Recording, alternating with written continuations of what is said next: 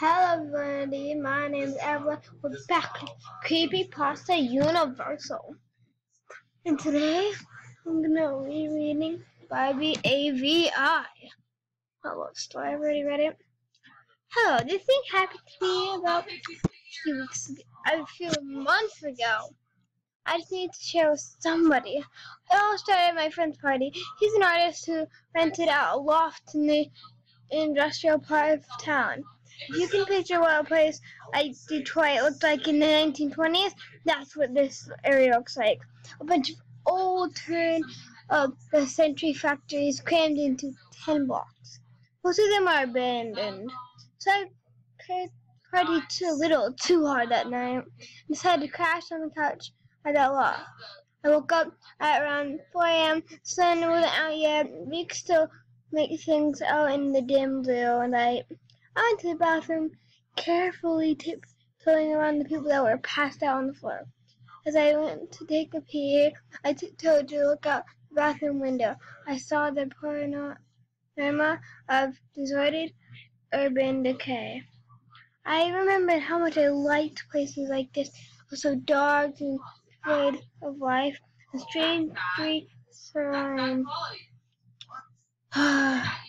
So when I went back to the couch and tried to fall asleep after 45 minutes of staring at the ceiling, I decided I didn't want to be there any longer. So I swallowed my pride, decided to wake up my girlfriend up to beg her for a ride. Since walking around the recent streets at this time was not an option, being an awesome girlfriend, she was totally cool with it and told me she would be outside there in a half an hour.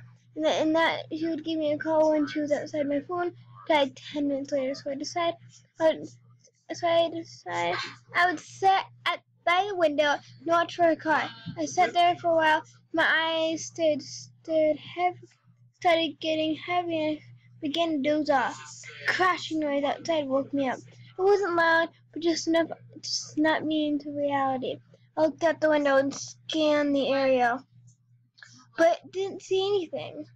Across the street from the loft, near a mountain of garbage bags, in one of those enormous dumpsters, I see a computer and a monitor smashed against the floor that hadn't been there before.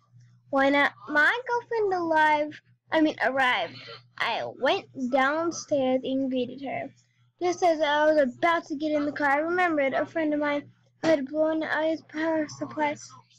So I decided to walk over to the dumpster and see what I could salvage. The monitor was worthless, but the tower seemed to have suffered almost no damage. So I put it in the trunk and we drove off. About a week had passed, and I had completely forgotten about the tower until my girlfriend called to let me know about it. It's still the trunk, and she wanted it out. That night I brought it home. Before I took it apart, I decided to hook it up to my monitor to see if it still ran. And to surprise, it did.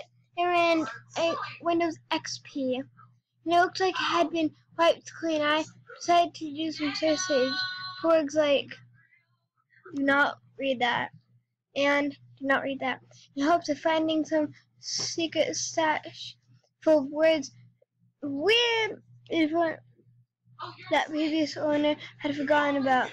Morbid curiosity. I guess search came up nothing. Searched for pictures files, nothing. I searched for movies, and one file came up. It was an AVI inside the folder titled what? Barbie. They hid it in the Windows system directory. So I played it, and now this is where it gets disturbing. The movie was about an hour long, and it was made of what it seemed like a raw, exported footage. The footage was of this woman sitting on a chair and talking against a white backdrop. I skipped through most of the movie, and it was the same. It was all the same continuous shock. Then I decided to sit through the footage to find out what she was talking about. 15 seconds into the footage, the audio goes completely bad and her voice is drowned in harsh static / background music. I couldn't make out a thing. So I imported the footage into a Final Cut and tried to mess with the levels to isolate her voice. It helped a little, but I still couldn't hear what she was saying. I was intrigued now. I began to really pay attention to her face and body language. It seemed that she was being asked some questions because she stops at times to listen and then continues talking. About 15 minutes into the footage, her face begins to redden and contour as if the questions were bothering her, but she continues to answer them anyway. Shortly after, she begins crying. She sobs hysterically for the duration of the film. One of the few words I could lip read was skin. She repeats this word many times throughout the footage. At one point, she even pulls at her skin from her arm and mouths words. She seems to be unhappy with her skin. There's much more I have to get off my chest. But it is getting late, and I can't go on. I'll share the rest tomorrow. God save my soul. It kept on building and building. In about 40 minutes, when she's crying so hard that she can barely look at the camera, she stops talking at this point. The rest of the footage is of her crying with her head down. Oddly enough, she hasn't got up or moved. The screen just fades into black. I was dumbfounded. I played the whole thing through many times that night, trying to find inflections and consistencies in her movement that would reveal anything else about what she was going on. I felt so dissatisfied.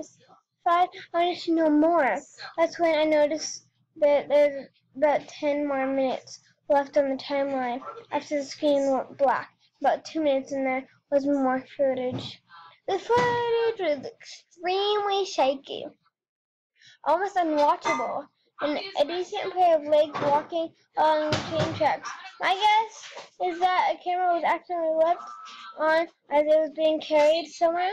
The person in the footage walked along the tracks for about 6 minutes, and then turns into the forest and walks over what looks like foliage flattened by a piece of plywood. The person continues on this makeshift plywood road until the movie clip ends. Now my heart started beating with excitement because there were train tracks a few miles away that looked similar to one in the video. I had to check this out. I called up my friend. He's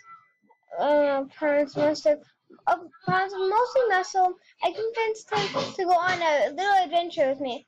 I'm no pushover myself, but I felt if he was going to wander in the woods for looking God knows what, extra muscle couldn't hurt. This whole idea of investigating this video had me so excited I couldn't sleep. The next morning, on a sunny Saturday, I took my flashlight, my camera, and my 7-inch K-bar, which is a matte plastic finish and serrated edge, and I went to pick up Zara. When I got to his house, he wasn't even awake. I woke him up pretty much told me to go away. I was already packed and I had mentally prepared myself to do so. So I decided to go through with it without him. I parked my car at the train station, took my stuff, and hopped onto the tracks. After walking for about 2 hours, I saw a broken piece of plywood, and my knees almost buckled with excitement. I searched the nearby foliage, and there it was, a little plywood trail leading into the forest. I walked slowly along the trail, paying close attention to everything. I would stop occasionally kneel down and listen for anyone or anything or anyone. But it was so quiet that it was one of the most nerve-wracking things I've ever done. Didn't know what to expect at the end of the trail. Well, I'm gonna leave off with a cliffhanger. And I'm gonna see you guys in the next video still reading this. Goodbye!